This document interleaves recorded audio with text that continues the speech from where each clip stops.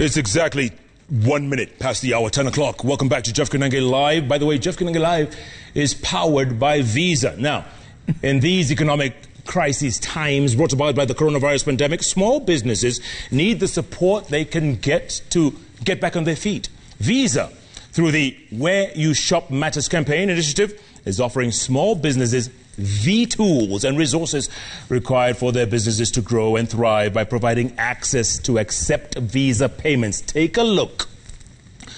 The first 100 small businesses to register for Visa payments on the Visa Small Business Hub will get the equivalent of 20,000 shillings worth of digital advertising. At the same time, merchants who register and select Pesa Pal will also get 1, a free MPOS machine to accept card payments, 2, free tools and plugins to accept online payments. To register, go to www.visa.co.ke. Again, www.visa.co.ke. Where you shop matters. And what matters now is matters CJ, as in Dr. Willy Mutunga. What an honor and a pleasure on this day after Mashujaa Day to have you on the bench, sir. We appreciate it. We are delighted. I am delighted too. What took you so long, man? What took you so long to come on the bench? I was afraid to come to the bench. I didn't like your theatrics, your drama. You know. Yeah. Are you saying I'm a drama king? Not exactly. You know. Yeah. The fire extinguisher you don't like. Yeah. You don't like. Yeah. So that's why I told you when you talked. Yes. I want us to be conversational. Yes. I don't think on my feet. I have a reflective brain. So. So you have to digest the question. Ah, okay. That's right. So you are oddballs. Yeah, okay. I can't handle them. Okay. Dr. Look, it's been a while since you've been in the public limelight. I mean, what have you been? Let's start soft. What have you been up to? I know there's a couple of movements that you're pushing, but what have you been up to? Look at you. I mean, you look good for a retired CJ. Yeah. After I retired, as you might remember, I was asked by the Secretary General of the Commonwealth to be her special envoy to the Maldives. Maldives, lovely. Okay, lovely place. I was supposed to mediate the dispute between the opposition, political parties and the government. And the elections were slated for 2018. So they were not talking to each other. Some were in prison, others were in exile. And the Commonwealth was of the view that mediation was required so that the place would be stable and there wouldn't be, strife and so forth. The usual problems politicians put us through. So I went there 3 times in 3 months. I wasn't able to get the ruling party and the opposition parties to sit and talk. And I filed my report, but the Maldives withdrew from the Commonwealth, and that was the end of my 1-year mandate. I just did 3 trips. That was it? That was it. Okay, so in the meantime, the former opposition here, at the same time that you were working in the Maldives, former opposition put up a handshake, they got into government, and it led to this day today, the BBI report. First of all, what are your thoughts? I mean, there's a lot of pages, there's a lot of reading material, and Kenyans have to read this stuff. I hope you get to read this stuff, because if you don't read it, if you say, Baba Mesoma kwa hivi iko sawa, it's up to you. But if you read it, Chief Justice, what are your thoughts on this BBI? I haven't read it. I can't. It's a huge document. You sent the reports to me. Yeah, it was like 204 pages. Yeah, I don't want to talk about that report because I haven't read it. I will look stupid. but I can talk about the original report that I read. I'm sure it's probably been changed, but I liked one thing about the old report. It had this provision that they were going to ask the people to have a national conference, to discuss, the future of Kenya, and they project that future to 100 years. And I thought this was smart. Could have been borrowed from China, because China does 300 and then 50-50, but that's not a big issue. And I thought that was going to be a conference where we audit the Constitution, we audit many other things. Because, as you know, in this country we have a process of people's participation. We've perfected that because of constitution making. With commissions, we appoint commissioners, and then they go to the country and they talk to people, and they collect these views, collect them, and the people okay it. So, and the process is very important, because if the process is faulty, the product is suspect. So I thought that was particularly good. But looking through the other recommendations, I kept on asking, what stops these people from implementing, the second gender, the third gender rule? Yeah. One-third gender rule, or yes. Two-third gender rule. And there is no reason. When you talk about national unity and inclusiveness, those are values in the Constitution. There was a lot of stuff where I kept on asking myself, why hasn't it been done? And the people I talked to, like Amos, who was in BBI, I said, you'll be asked these questions. Yeah. It's like the issue of increasing the contributions to the counties from 15 to 35. It doesn't require, a change in the Constitution. Okay, what about CJ? What about expanded executive, president, prime minister, 2 deputies, vice president or deputy president? I mean, come on. I mean, can we afford that, or is it just appeasing various regions of the country? You see, now you are being tricky again, because I haven't read. But that was in the original. Remember, the original did say they're going to have 5 major positions: president, prime minister, 2 deputies, or vice president. I don't remember that, but if you say so. Because I read it 2 years ago. Yes. But again,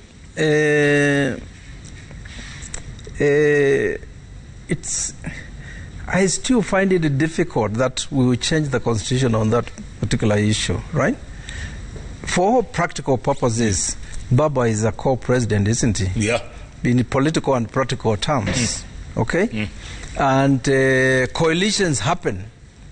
Yeah, sometimes parties come together and they do stuff in the national interest or in their own interests and so forth. So the constitution making process is very expensive.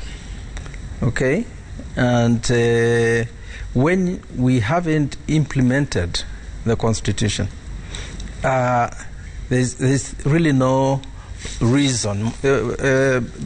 Reverend Mutava had a great idea, remember, of auditing the Constitution. I don't know what happened, but that's a strategy where you can basically say we're going to audit, say, the chapter on integrity or a chapter on security and so forth, and see what is happening. And the idea of auditing is that you consolidate the pillars and the gains, and then you rescue the weaknesses. But without auditing, without implementation, it becomes very, very, very difficult to. So CJ, what you're saying is we never implemented the Constitution that we promulgated 10 years ago. We didn't implement it. We when it comes to devolution, you can say that money reached the counties, okay? And people started imagining that better things were on the way. Counties like Kitui County, where I come from, I could see on the ground, that little bridges, little rivers were being bridged, and people could wave down the governor in Kitui town and tell him, there's a wedding in this village tomorrow. Can you send the caterpillar to go and, grade the place? Right. And you call whoever is supposed to do it, and it will be done. So the governors, in my view, became the presidents of counties. People didn't really care about who the president was, because they could see, the governor. So there were bits and pieces, stories. You heard about Wajir, where because of solar lighting, the snakes flee, and they could have these very robust markets at night. Mandela received 10 billion, I think it was the highest. The equalization fund was also very, very fair. But there were other provisions in the constitution that were not, implemented. Restructuring the provincial administration. That will be one. So that's why I think Mutaba was basically saying let's audit before we start saying that we are going to amend the constitution. At the same time, CJ, you mentioned the gains in the counties, and we'll stick to the counties for a moment. Yeah. And yes, there have been some major pluses, but also major negatives as well, because critics say corruption is being devolved, and now from 15 to 35%. I mean, corruption is going to reign in the county. You're just as devolving corruption. What about at the center?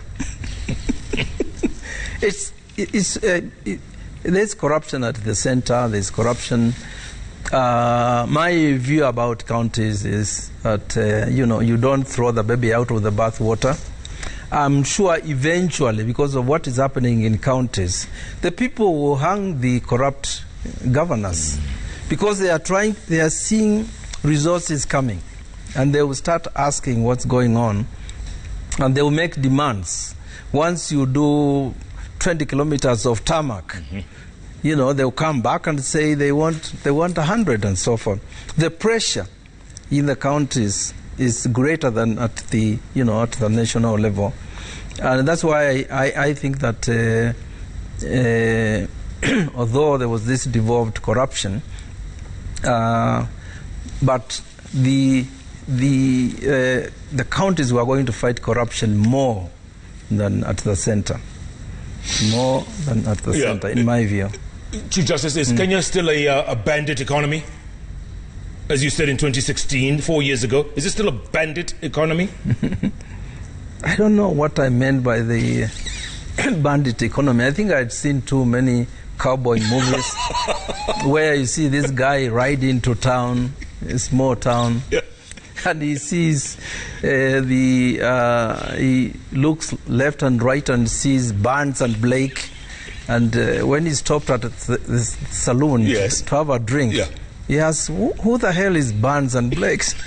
And he is told, oh well, they own everything. What they don't own, they hire.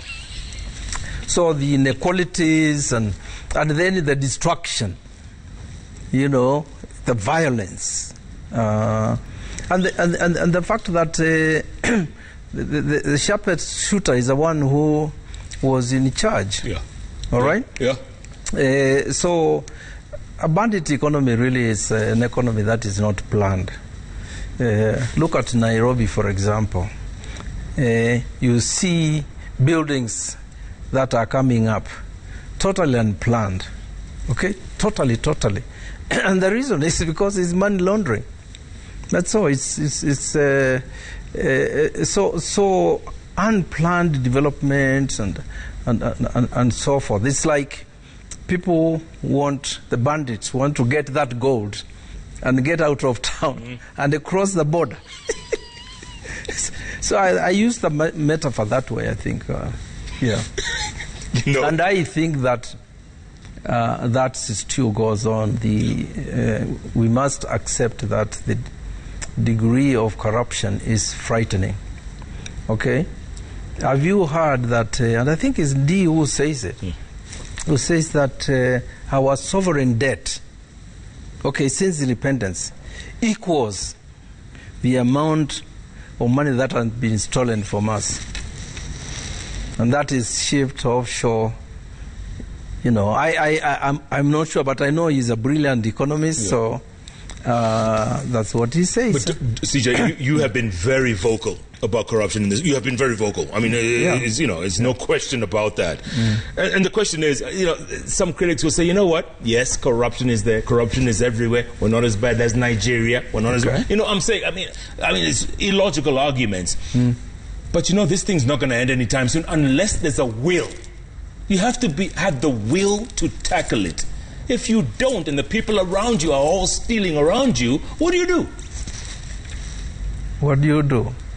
You're right on the political will. Okay? If we were focused on what we call national interest, right? We will take care of our national resources. The money is the people's money. And those who are in power hold the resources in trust, for people. So when you look at, the networks, the cartels, the fact that the people we elect actually don't are not the ones who rule. Okay, they are forces. People are calling it deep state, but I don't call it that. I think it's to look at national and international interests that enslave our leaders. And it's happened. It's happened since colonial period, and it continues. So there are these forces, all right, and that's why you need that political will. Somebody might have it, but they are checked by these forces. So what does one do? There are examples of countries, I think it's Brazil, where the government actually fought battles with the drug traffickers. Okay? And a lot of governments don't want to do that because you might lose to the cartels and then what? Then there are other examples where the people in power actually call the cartels, okay, because they know them. The NIS knows everybody who is doing whatever they are doing. Yeah. So a leader can have the president, for example, can summon the cartels, and they can have a discussion. There are countries that basically draw the line on the sand and say, don't cross it. There are countries that basically say, let's count our losses.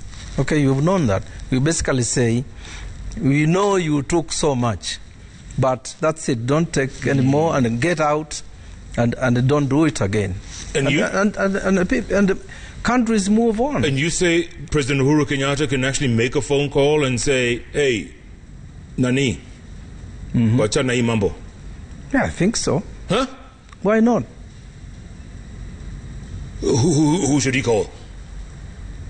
I'm sure he knows. He has the names of all the cartels. Okay. I'm sure the president has the NIS. The president can get that information from the CIA, from Mossad, from FBI, from the British MI6 and so forth. It's possible, right? But what I'm suggesting is a solution to it, because I can understand a president who is afraid of starting those wars because he will be unable to rule.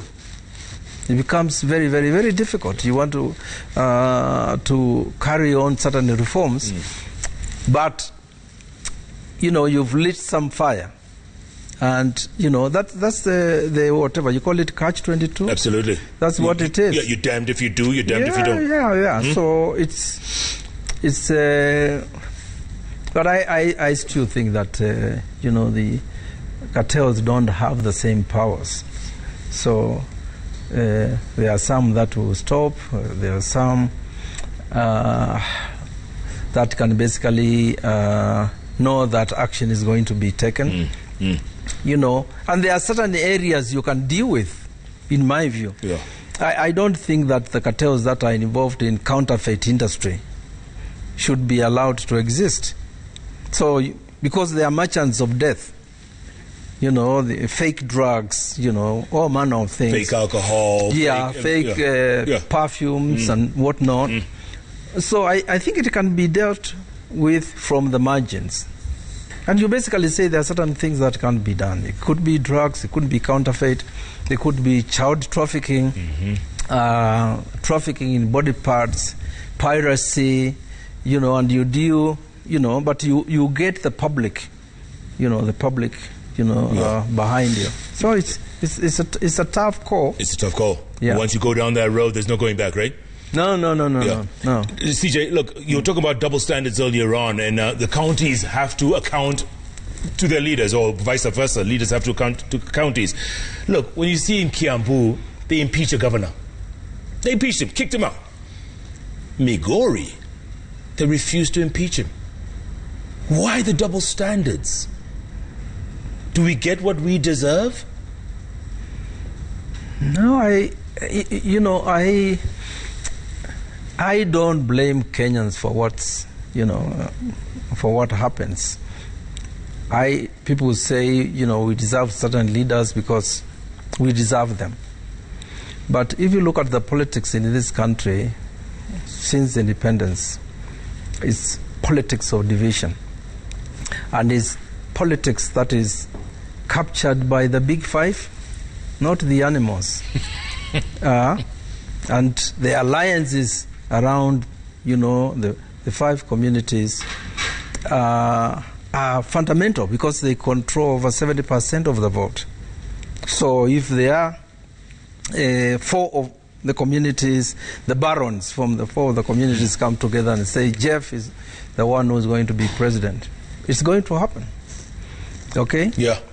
And so everything, you know, whether it's corruption, whether it's selective prosecutions, reflects, you know, those alliances. Okay, so Waititu probably didn't have anybody to protect him, the poor guy. Obado has. Yeah. And so it's the politics of division subvert politics of issues and the politics of humanity. Okay? And they create, as I said, just like in the Wild West, you know, the battles just continue, you know, shooting and, you know, and burying people. And the towns still small, stay small, you know, they don't grow. It's because if alliances are just about power, and the Constitution says otherwise, how are you going to make changes when Oxfam says that 8,300 billionaires and multimillionaires in this country, all assets equal to the rest of us? That's a stark inequality.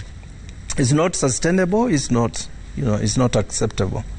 So it's high time, I think, our political leadership, you know, starts thinking very, very serious about that thing. Yeah. I think there was a great chance for them with this COVID-19.